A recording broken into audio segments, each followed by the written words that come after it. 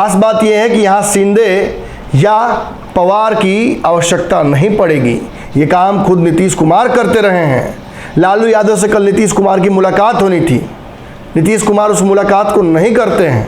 वहीं एक बड़ा झटका विपक्ष की एकजुटता को भी लगता है। शरद पवार ने हालांकि ये दावा किया है कि वो पार्टी फिर से खड़ी कर लेंगे, पूर्व में भी ऐसा होता रहा है, लेकिन ये एक बड़ा झटका है 2024 के चुनाव से पहले, खास तौर पे विपक्षी एकजुटता का राग अलापने वाले इस विपक्ष के नेताओं के साथ। और सरकार के द्वारा जो कार्य किया जा रहा है उसकी जानकारी देना है जनता के बीच में जाके। अपने क्षेत्रों में काम कीजिए और पूरे बिहार में पार्टी को मजबूत कीजिए। चूँकि हम लोग पार्टी से जुड़े रहे हैं, संगठन से जुड़े रहे हैं, इसलिए उन्हीं सब बातों पर बात हुआ है। गठबंधन को मजबूती के लिए तो माननीय मुख्यमंत्री जी का ही प्रयास से, माननीय नीतीश जी का प्रयास से ही जो है सारा विपक्षी यहीं पटना में एक हुए हैं। तो हमारे माननीय मुख्यमंत्री जी तो इसके सूत्रधार हैं। नमस्कार, भारत लाइव देख रहे हैं आप। इस वक्त की बड़ी खबर आपको प्राप्त हो गई होगी। विपक्ष की एकजुटता को लेकर जहां एक तरफ बिहार में देश भर के बड़े बड़े नेता आए थे, वहीं विपक्षी एकजुटता को एक बड़ा झटका लग गया है। विपक्षी एकजुटता के मंच पर शिवसेना एक बड़ा चेहरा था। शिवसेना ने महाराष्ट्र में जिस तरीके से भाजपा के हाथों अपनी सरकार खोई, इस बात का भी दंश उद्धव ठाकरे बिहार लेकर आए थे। भाजपा द्वारा की जा रही राजनीतिक अराजकता को उन्होंने जनता के सामने लाने का एक संकल्प भी लिया था। कुछ दिनों पहले आपको याद होगा, सरकार चल रही थी, एनसीपी, कांग्रेस और शिवसेना के मदद से सरकार चल रही थी। एकाएक सरकार में शिंदे कांड हो गया। शिंदे शिवसेना के विधायकों को तोड़कर भाजपा के साथ जाकर मिले और उन्होंने वहां भाजपा की सरकार बनवा दी। शिंदे को उसका रिवॉर्ड भी मिला। आने वाले समय में बताया जा रहा था कि शिवसेना, चूंकि एक बड़ा हिस्सा टूटकर चला गया शिंदे के साथ, तो उसकी पूरी जो जिम्मेवारी है उसको लेकर एक राजनीतिक लड़ाई शुरू हो जाएगी जो कानूनी दांवपेचों पर भी फंसेगी। वर्तमान में शिंदे गुट, जो कि सरकार का महत्वपूर्ण हिस्सा है, भाजपा के सहयोग से सरकार चला रहा है, उसका भी नाम शिवसेना ही है। ऐसे में भाजपा और बागी शिवसेना गुट से जो सरकार चल रही थी, उसमें और एक बड़ा कांड हो गया है। महाराष्ट्र की विपक्ष की जो एक बड़ी ताकत है शरद पवार, उनकी पार्टी है एनसीपी, उस पार्टी में भी टूट हो गई है। उनके भतीजे अजित पवार विधायकों सहित फरार हो गए हैं और अब महाराष्ट्र की शिवसेना और जो भाजपा सरकार है उसमें एनसीपी का भी बागी दल शामिल हो गया। यानी भाजपा, बागी शिवसेना और बागी एनसीपी अब सरकार मिलकर चलाएंगी महाराष्ट्र में। और जहां एक तरफ भाजपा सरकार का हिस्सा है, शिंदे हैं, वहीं अब उप मुख्यमंत्री के तौर पर अजित पवार ने शपथ ले लिया है। उनके साथ साथ 7-8 मंत्री, उनके विधायक भी बने हैं। 18 विधायक उनके साथ फरार हुए हैं। बताया जाता है कि 40 विधायकों का समर्थन उन्हें प्राप्त है। ऐसी स्थिति में कहीं ना कहीं एक बड़ा झटका विपक्ष को लगता है, वहीं एक बड़ा झटका विपक्ष की एकजुटता को भी लगता है। शरद पवार ने हालांकि ये दावा किया है कि वो पार्टी फिर से खड़ी कर लेंगे, पूर्व में भी ऐसा होता रहा है, लेकिन ये एक बड़ा झटका है 2024 के चुनाव से पहले, खास तौर पे विपक्षी एकजुटता का राग अलापने वाले इस विपक्ष के नेताओं के साथ। आपको पता होगा, अभी शिमला वाला जो समझौता है जिसपे बैठक में बातचीत होनी थी, वो भी कैंसिल हो गया है। बेंगलोर में इसको स्थापित करने की बात चल रही थी, वो भी अब संशय में पड़ गया है। यानी विपक्ष की अगली बैठक होगी या नहीं होगी, इसको लेकर भी संशय बन गया है। महाराष्ट्र के इस खेल की वजह से विपक्ष का कुनबा काफ़ी कमज़ोर हो जाता है और इस बात को फिर से हवा मिलने लगती है कि बिहार में भी नीतीश कुमार ऐसा ही कोई खेल करने वाले हैं, पुनः भाजपा के साथ जा सकते हैं। ऐसे में बिहार के राजनीतिक सियासत को आखिर किस तरह से असर डालेगा ये महाराष्ट्र का खेल। देखिए, आप तो अच्छे से जानते हैं कि बिहार में नीतीश कुमार ने निश्चित तौर पर ऐसे मिक्स सिग्नल्स दिए हैं जिसकी वजह से लगता है कि बिहार में भी बड़ा खेला हो सकता है।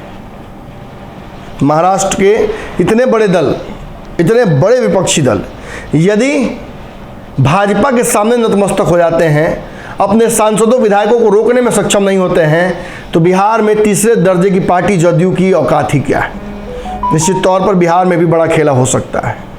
खास बात यह है कि यहाँ शिंदे या पवार की आवश्यकता नहीं पड़ेगी, ये काम खुद नीतीश कुमार करते रहे हैं। लालू यादव से कल नीतीश कुमार की मुलाकात होनी थी, नीतीश कुमार उस मुलाकात को नहीं करते हैं। फिर खबर आती है कि लगातार अपने विधायकों से बातचीत कर रहे हैं, अलग अलग नेताओं को बुलाकर बातचीत कर रहे हैं। इनके और भाजपा के बीच कड़ी बताए जाने वाले हरवंश से इनकी मुलाकात होती है। इशारे सारे ऐसे ही दे रहे हैं जिससे लगता है कि नीतीश कोई बड़ा फैसला कभी भी कर सकते हैं। इतना ही नहीं, नीतीश कुमार ने जैसे ही ये महाराष्ट्र का खेल शुरू हुआ, अपने सांसदों से बैठक शुरू कर दी है।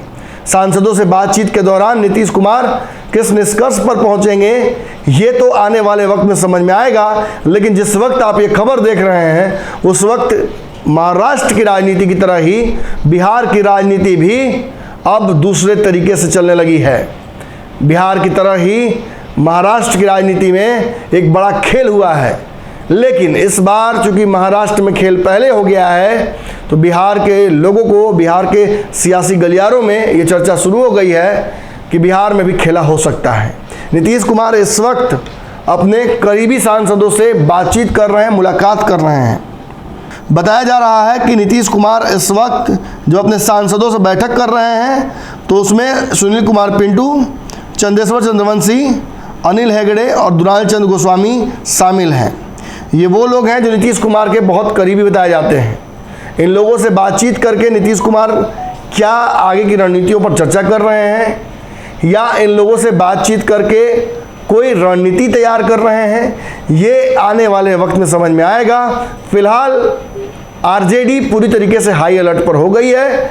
आरजेडी लगातार इस सियासी हलचल पर अपनी नज़र बनाए हुए है कि कहीं बिहार में कोई बड़ा खेला महाराष्ट्र की तरह ही ना हो जाए। फीडबैक लिया है? कोई फीडबैक नहीं लिया है। उन्होंने सिर्फ हम लोगों को एक तरह से ज्ञानवर्धन किए हैं और पार्टी के द्वारा जो संगठन का काम पर मजबूती लाना है उस पर बातचीत हुआ है और सरकार के द्वारा जो कार्य किया जा रहा है उसकी जानकारी देना है जनता के बीच में जाके। अपने क्षेत्रों में काम कीजिए और पूरे बिहार में पार्टी को मजबूत कीजिए। चूँकि हम लोग पार्टी से जुड़े रहे हैं, संगठन से जुड़े रहे हैं, इसलिए उन्हीं सब बातों पर बात हुआ है। आदरणीय मुख्यमंत्री जी हम लोगों के नेता हैं, तो नेता हैं, ऐसे भी हम लोग मिलते रहे हैं। आज उसी क्रम में आज भी भेंट हुई है तो औपचारिक बातचीत है। कोई ऐसा गठबंधन को लेकर कोई बात के लिए तैयार रहने के लिए कहा है? हाँ, चुनाव के लिए निश्चित रूप से कहीं नहीं कि आप लोग तैयार रहिए, अपने अपने क्षेत्र में काम कीजिए, बढ़िया से गठबंधन संगठन को मजबूत कीजिए। गठबंधन को लेकर भी कोई बातचीत? कोई बात नहीं, गठबंधन है, मजबूती के साथ है और मजबूती के साथ रहेगा। उनसे बयान दे रहे हैं, चिराग पासवान भी दे रहे हैं कि जदयू के लोग उनके संपर्क में है। अरे भाई, माने ख्याली पुलाव पकाने में क्या दिक्कत है? कोई अपने मन से कुछ बोलता है तो हम लोग उसके पीछे थोड़े जा रहे हैं। आप लोग रहिएगा सही से। अरे हम लोग एकजुट हैं और एकजुट नीतीश कुमार के साथ समूचे लोग खड़ा है। तार हो अपने कंस्टिट्यूएंसी में बढ़िया से लगे रहिए। और जो समस्याएं हैं, बरसात का समय आ गया, नदी में पानी आएगा, इन सब चीज़ का तैयारी करिए। और